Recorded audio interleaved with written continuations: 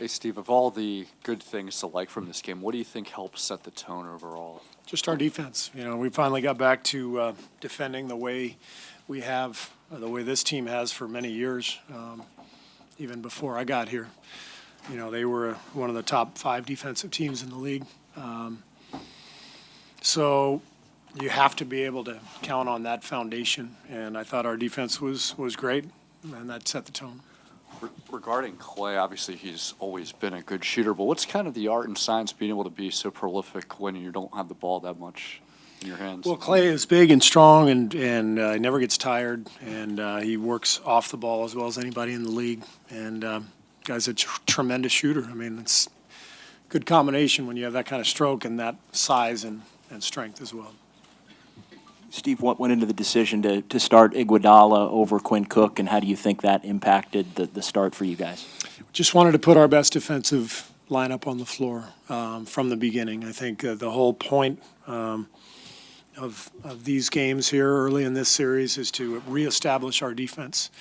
I think you guys know over the last month or so, our defense has been subpar. So you can't win in this league in the playoffs unless you defend, and they defended tonight, and we went with our best defensive group. Steve, what did you think of what JaVale was able to give you, and do you see yourself keeping him in that starting lineup going forward? Probably. He was great. JaVale was great. He's got, obviously a lot of length and, shot blocking ability and mobility. I like his speed. So he was great. So there's no reason to take him out. Coach, doubling back on what you said about Andre, he's given you great performances over the years. What keeps you having the confidence and putting him in these situations in the playoffs? You mean other than the fact that he was a Finals MVP a couple of years ago? Yes. There's that. Yeah. There's the Olympics. There's multiple rings, All-Star. He's a great player. Steve, you also cut down the rotation just a little bit. Basically, the 9 kind of had Nick Young out of it. Are you what was thinking there? Was that partly the defensive mentality also? What was the rotation cut down about? It's just, playoffs, generally speaking, you cut down a little bit. We had some combinations that we wanted to get to, and that was game 1, and things change in the playoffs. We all know that. And so I thought Nick did a good job down the stretch, helping us close the game. We need those minutes. We're so thin on the wing that we have to have guys eat up some minutes, and I thought he did that for us. But there's going to be moments where he's going to play a more important role at some point during the playoffs. We know that. But for now, this was the lineup that we decided to go with. Steve, there were times when both Andre and also JaVale came off. Looked like they were both shaken up at different times of the game, and went over and talked to Chelsea and Drew. Where do they stand now? Are they okay? I mean, what do you know about their status? I think JaVale's fine. I think Andre got a Charlie horse. He got a knee in the quad, which is very painful.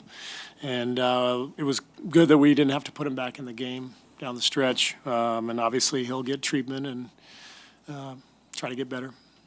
You told us that you had a team meeting after Curry went down with his first ankle injury of the season about honing in on defense and about putting defense first. Was there a similar such discussion before the playoffs began?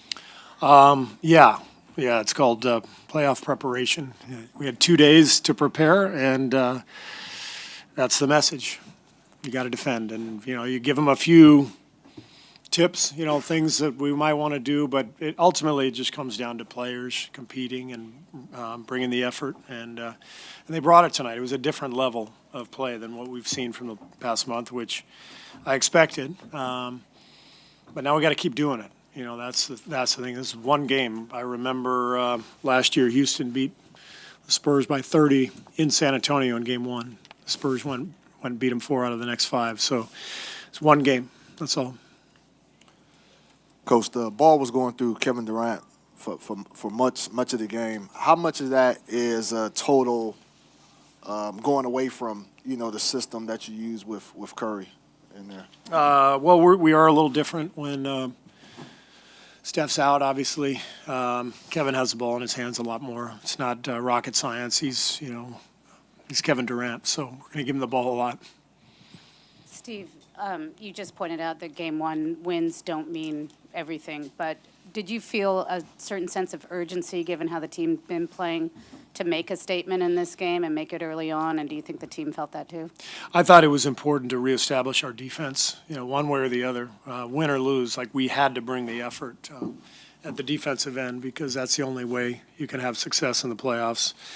And that's the reason this is a championship team. Those guys get all the credit for shooting their shots and scoring points. That's where the glory ends up. But it's the defense that has been the key for this team for years. So it was important to reestablish that. I thought we did that. But again, we've got to do it again and again and again.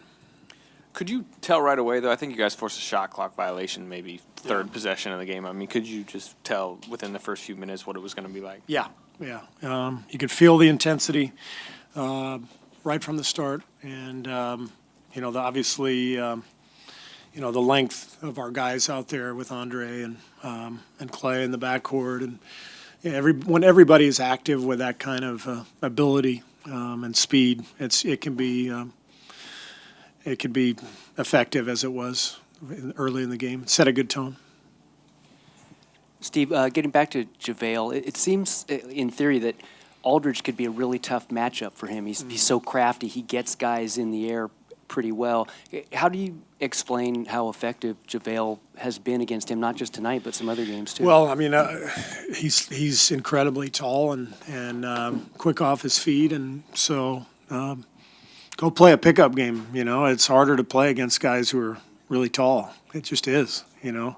They challenge the shots better, and LaMarcus is, I think, the best low post scorer now that we have in the game, and he's a tremendous shooter, and we just want to be able to challenge those shots, knowing that he's gonna make a lot of them. But I think JaVale was able to challenge some of them and make it difficult.